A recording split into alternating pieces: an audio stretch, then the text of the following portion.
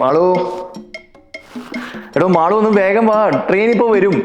Train വരാൻ ഇനി 2-3 മണിക്കൂറില്ലേ? എന്തിനാ ഇത്രയും നേരത്തെ പോയി സ്റ്റേഷനിൽ കുത്തിയിരിക്കേണ്ട ആവശ്യം? ആണെന്ന് ഇമാജിൻ ചെയ്ത് നോക്ക്. നമ്മൾ രണ്ടുപേരും സ്റ്റേഷനിൽ പോയിരിക്കുന്നു, ഒരു ചായയൊക്കെ കുടിച്ച് കുറച്ച് സംസാരിച്ച് അപ്പത്തേക്കും ട്രെയിൻ വരുന്നു. നമ്മൾ അതിലേക്ക് കയറിയിരിക്കുന്നു, ഒരു റിസ്ക്കും ഇല്ല. വെറുതെ അല്ല നിങ്ങളെ പിള്ളേരെല്ലാരും തന്തവായ്പെന്ന് വിളിക്കുന്നത്. ഈ പഴഞ്ചൻ രീതിയൊക്കെ എന്തിനാ വെച്ചോണ്ടിരിക്കുന്നത്? തനിക്ക് ഇതൊക്കെ പഴഞ്ചൻ രീതിയായിട്ട് തോന്നും, പക്ഷെ ഇതിലൊക്കെ കുറെ ഗുണങ്ങളുണ്ട്. അത് തനിക്ക് പറഞ്ഞാൽ മനസ്സിലാവില്ല, അതെ ഇവർക്ക് പറഞ്ഞാൽ മനസ്സിലാവും.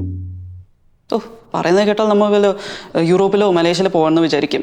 അതെ, ഇവിടെ കിടക്കുന്ന മൂന്നാറിൽ പോകാനല്ലേ? എടോ, മൂന്നാറിന് തനിക്ക് എന്താ ഇത്ര പുച്ഛം? ഇപ്പോഴല്ലേ യൂറോപ്പ് മലേഷ്യ ഒക്കെ ട്രെൻഡിങ് ആയിട്ടുള്ളൂ.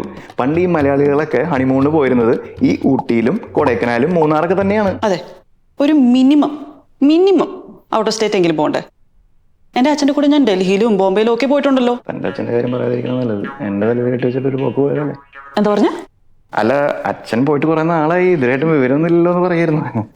അതെ, എൻ്റെ അച്ഛൻ പോയിരിക്കുന്നത് രാമേശ്വരത്തും ഹരിദ്വാറിലൊക്കെ ഭജന ഇരിക്കാനാ, അല്ലാതെ നിങ്ങളെ പോലെ അല്ല.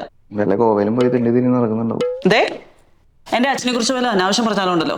അല്ല, ഒന്നുമില്ല, നമുക്ക് പോവാം. ട്രെയിൻ ഇപ്പൊ വരും എന്ന് പറഞ്ഞതാ. വാ ലേറ്റ് ആവും, പ്ലീസ്.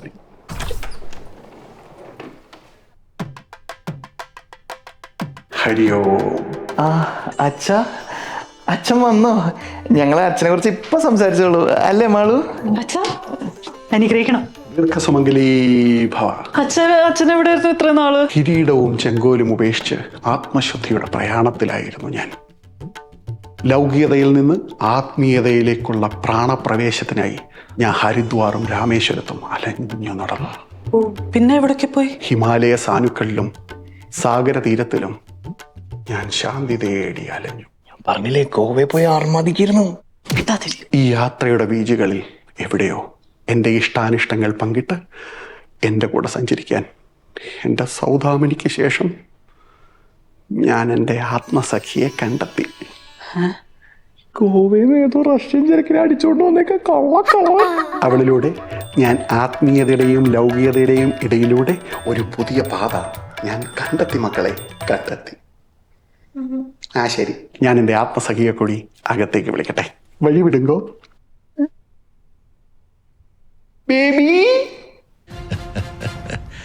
இன்னுமா என்ன தெரியல.